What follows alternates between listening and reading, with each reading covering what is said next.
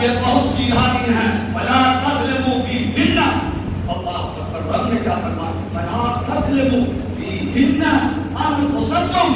تم ان مہینوں میں اپنی جانوں پر ظلم نہ کرنا. ظلم نہ کرنا کیسے؟ تو اللہ نے جو فرمایا دیکھیے اسی میں ہے. جنگ کر کے, لڑائی کر کے, حرام کام کر کے, حرام روزی کما کر کے, اور اسی طریقے سے غیبت کر کے, چغلی کر کے, فتنہ فساد کر کے, تو اپنی جانوں پہ ظلم نہ کرنا. ماہ محرم حرم یعنی حرمت والا, جمع کا لفظ ہے. حرام کی جمع حرم ہے. پتا چلا ماہ محرم الحرام, یہ وہ عظمت والا مہینہ ہے محرم, جس کی عظمت کی جائے, جس کی تعظیم کی جائے, جس کی حرمت کی جائے. حرام محرم الحرام, یہ ایسا عظمت والا مہینہ ہے کہ اس میں مومن سجدہ ریز ہوتا ہے. یہ عظمت والا مہینہ ہے کہ جس میں مومن گناہوں سے توبہ کرتا ہے. اس لیے جب ماہ محرم کا چاند دکھے تو ام المؤمنین حضرت عائشہ صدیقہ رضی اللہ تعالی عنہا کا بیان سن لینا. اور ام المؤمنین فرماتی ہیں کہ جیسے ہی ماہ محرم کا چاند دکھ جائے تو فوراً تم 8 رکعت نماز پڑھ کر کے دعا کر لینا. یاد رکھو کل قیامت کے دن میں اس وقت تک جنت میں قدم نہ رکھوں گی جب تک کہ میں تمہیں بخشوا نہیں. یہ ماں ہے, یہ ماں کا کام ہے. برائی سے بچانا, بے حیائی سے بچانا, بے شرمی سے بچانا, لہو و لعب سے بچانا, کھیل تماشے سے بچانا, غیبت اور چغلی سے بچانا, رب کے قریب کرنا, یہ ماں کا کام ہوتا ہے. فرما رہے ہیں جیسے ہی چاند دکھے دھمک ڈول مت کرنا, اور تاشے میں مت لگنا, بلکہ رب کے حضور جھکنا, رب کو یاد کرنا. تم یزیدی نہیں ہو, تم شمر نہیں ہو, تم خولی نہیں ہو. اس لیے ماہ محرم کا احترام ہے. یہ قرآن پاک ہے, اس میں ذرا بھی شک کریں گے ایمان سے نکل جائیں گے. فلا تظلموا فیہن, اپنی جان پر ظلم نہ کرو.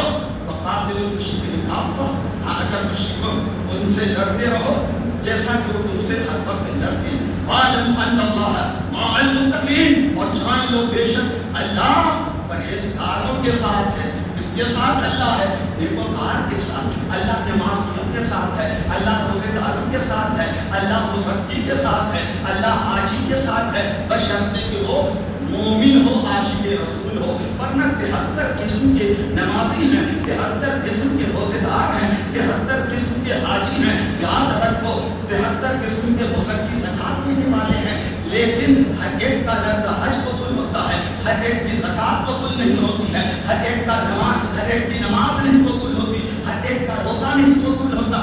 کربلا میں یزید کون تھا؟ کافر تھا, مشرک تھا؟ نہیں, بلکہ یاد رکھو یزید کلمہ پڑھنے والا تھا.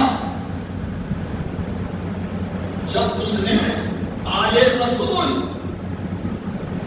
امام حسین پر ہاتھ رکھا تب علماء نے اس کے کفر کا فتویٰ دیا, ظلم کا فتویٰ دیا. ہمارے امام اعظم نے تو کفر کا بھی فتویٰ نہیں دیا, کہا فاسق ہے, فاجر ہے, بے نمازی ہے, ظالم ہے.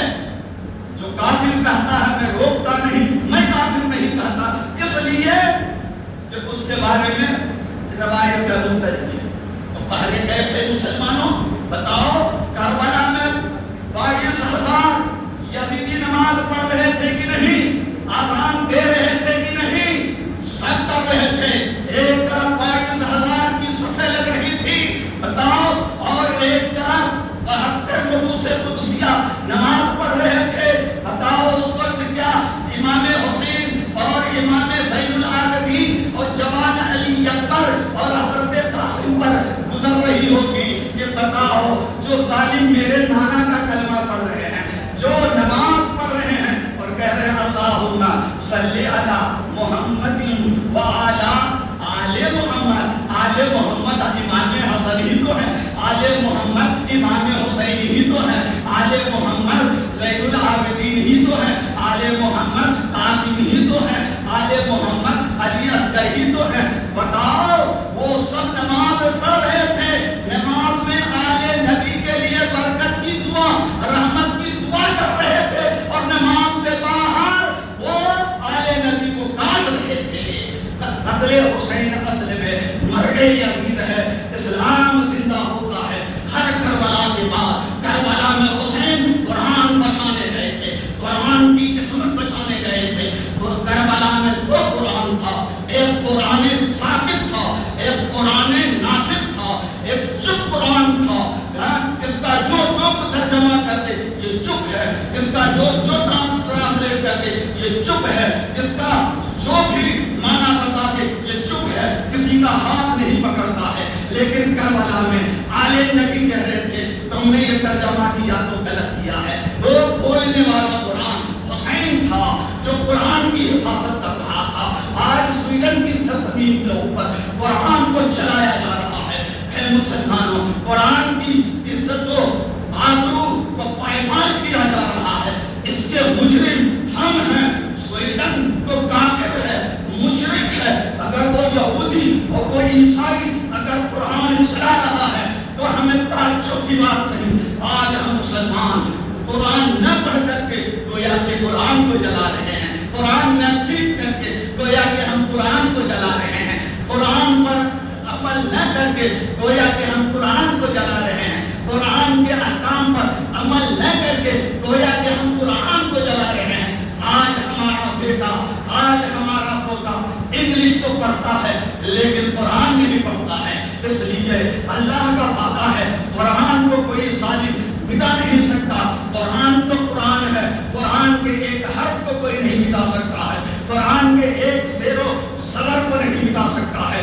قرآن کے لیے تو اللہ نے فرما دیا اِنَّا نَحْنُ نَزَّلْنَا الذِّكْرَ وَإِنَّا لَهُ لَحَافِظُونَ۔ اللہ نے فرمایا قرآن کو ہم نے نازل کیا ہے اور قرآن کے ہم ہی محافظ ہیں۔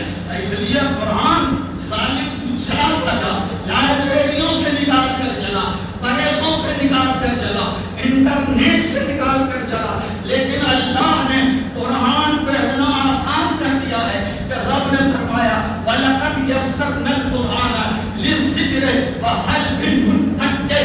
30ویں پارے میں رب فرما رہا ہے، 29ویں پارے میں رب فرما رہا ہے کہ ہم نے وَلَقَدْ يَسَّرْنَا الْقُرْآنَ، رب فرماتا ہے یقیناً ضرور ہم نے قرآن کو آسان کر دیا ہے، لِلذِّكْرِ یاد کرنے کے لیے، فَهَلْ مِن مُّدَّكِرٍ رب کا اعلان ہے کوئی یاد کرنے والا جو یاد کرے گا میں اس کے سینے پر قرآن کے 30 پارے چھاپ۔ سوچو آج ہم قرآن کے خلاف کام کر رہے ہیں، غیبت کرنا یہ قرآن کے خلاف ہے، چغلی کھانا یہ قرآن کے خلاف ہے، نماز نہ پڑھنا یہ قرآن کے خلاف ہے، مالدار رہ کر زکوٰۃ نہ دینا یہ قرآن کے خلاف ہے، صاحب استطاعت ہو کر حج نہ کرنا یہ قرآن کے خلاف ہے، قرآنی احکام کے خلاف ہے، رب کے فرمان کے خلاف ہے۔ اس لیے ہم مجرم ہیں۔ اگر ہم نے قرآن کو پڑھا ہوتا، یہ ظالم کیوں قرآن سے خائف ہیں، کیوں ڈر رہے ہیں؟ پوری دنیا آج اسلام اور قرآن سے کیوں ڈر رہی ہے؟ کبھی سوچا؟ اس لیے کہ اگر قرآن پڑھا گیا، قرآن کی تلاوت کی گئی، قرآن کا ٹرانسلیٹ کیا گیا، قرآن کا ترجمہ کیا گیا تو پوری دنیا مسلمان ہو جائے گی۔ اور آج دیکھ لو، میں تمہیں بتاتا ہوں کہ ہر آئے دن مسلمان یہودی ہو رہے ہیں، عیسائی ہو رہے ہیں، مشرک ہو رہے ہیں، مجوسی ہو رہے ہیں، اسلام کے مخالف ہو رہے ہیں۔ ارے کل بھی ان کے باپ اور دادا قرآن کے خلاف بول رہے تھے، لیکن جب قرآن کی سچائی سامنے آ رہی تھی تو کلمہ پڑھتے۔ بولو مائیکل جیکسن کون تھا؟ انہی کا باپ تھا، مرنے سے پہلے اس نے قرآن پڑھا، اور جب قرآن پڑھا تو پھر کلمہ پڑھ لیا۔ آج